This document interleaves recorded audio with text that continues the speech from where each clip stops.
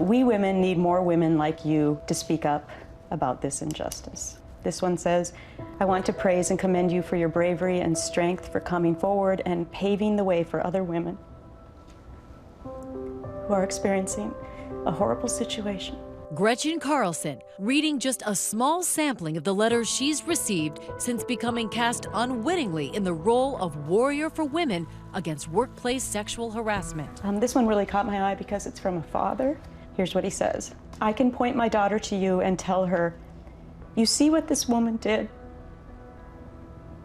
It takes courage, but this is what you must do. And he says to me, so thank you. And if possible, I can only hope that the sharing of this part of your life story will encourage others to stand up and keep it real. You've become a hero for so many women who have been sexually harassed in the workplace. And I can see you getting emotional right now. Because I never thought I was going to be in this position, you know. For those who think they know Carlson and followed her career, she may seem miscast. Her viewpoints, typically traditional, often conservative. And then there's the fact she's a former Miss America. What does that crown mean to you today? You know, it's still something that I'm very proud of. Can you understand why some people think you're an unlikely feminist muse? Oh, I know, I don't like that title. Listen, I have been fighting for women my entire life. People who've known me all along know that about me. For Carlson, step one in that fight is dispelling misconceptions, both about sexual harassment and herself. We met Carlson at her home in Greenwich, Connecticut, where she lives with her husband of 19 years, high-powered sports agent Casey Close, and their two children, Kaya 13 and Christian 11. Your life has completely changed. I guess I decided to jump off a cliff. How did you land? Every day has been a new experience.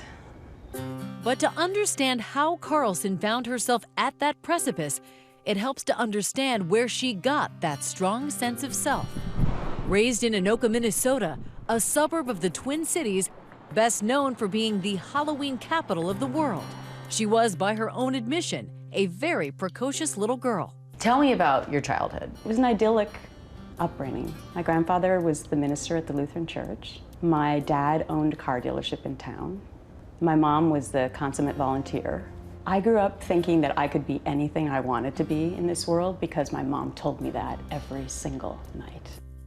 Faith and family, the Carlson cornerstones. And by kindergarten, one more, violin. I love what you said about your violin. You said finding the right instrument is like falling in love. You fell in love with the violin? Yes, by happenstance. I wanted to play the piano. Teacher said my hands were too small.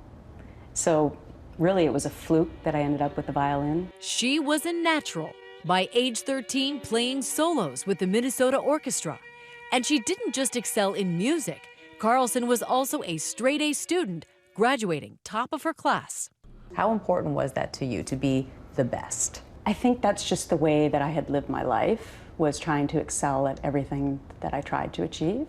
Her parents were thinking Juilliard, but Carlson chose Stanford. It ended up working out okay because then my mom got this crazy idea. To go for Miss America. Right. And she kept saying to me, Gretchen, 50% of your points are based on talent. You have that. She took it on, she says, equating it with going for Olympic gold. First winning Miss Cottage Grove, then Miss Minnesota. Miss Minnesota is Gretchen Carlson.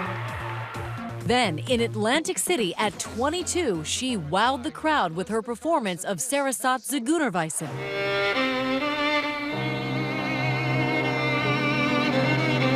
And was crowned Miss America. Miss America is Gretchen Carlson. It immediately changed what I thought I was going to do with the rest of my life.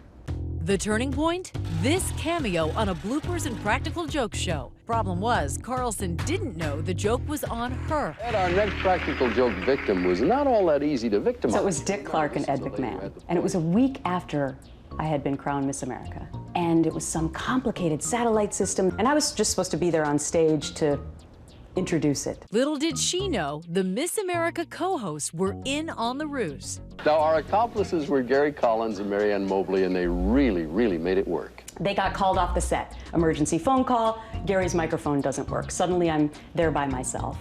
Just introduce yourself and just ad-lib a little bit for it, because it's not gonna, it's very informal, so don't worry about it, don't worry about it. And the floor director says to me, "Oh my gosh, we're going live to 5,000 engineers earlier than we thought. In 4, 3, 2, just start talking." Hi, I'm glad to be back with you this morning. I'm Gretchen Carlson, the new Miss America. They put cue cards up, every word was 17 letters long, then they dropped them on the floor. Gretchen, you're on Super Bloopers and Practical Jokes. When that finally aired, I got calls from TV agents saying, "Have you ever thought about doing TV? If you can do that, you can do TV." So I decided to give it a shot. But seeking the glare of television lights, Carlson says she would find something sinister lurking in the shadows. During your reign as Miss America, when you were then seeking that TV job, you thought, okay, let me go meet with people and see how I get into this business, how I do it right. You actually had your first real encounter with sexual harassment. Tell me about that. I did, and it was a shocking experience because with this particular man, he spent most of the day helping me. He made a lot of phone calls for me, and I thought, wow, this guy's being so nice. And we went to dinner, and we were in the back seat of a car going to my college friend's apartment at the end of the evening. And before I knew it, he was on top of me, and his tongue was down my throat. And I was like, whoa, this wasn't part of the deal. And I quickly got out of the car, and I was flustered and started sobbing. And I remember being inconsolable and thinking, well, I'll never speak to him again. And I didn't. Sadly, she says, it wouldn't be her only encounter. And unfortunately, a couple of weeks later, the same thing happened to me again in Los Angeles with a very high-powered PR executive who is still a very high-powered PR executive. And again, we were in a car, and he took my head and my neck, and he shoved my face into his crotch so forcefully that I couldn't breathe. Did you blame yourself? I think to a certain part, yeah, you think, I must have done something. What did I do to invite this? Right. What did I do?